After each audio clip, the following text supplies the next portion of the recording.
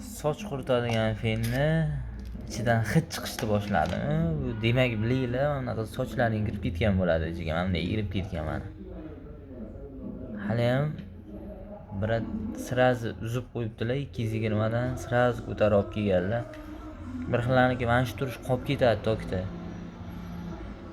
Nimadir soch kirdimi deb prosta takka tashlab ketmaylar. Mana bunaqa erib ketib, даже korpusini ichiga ham mana erish bo'lgan.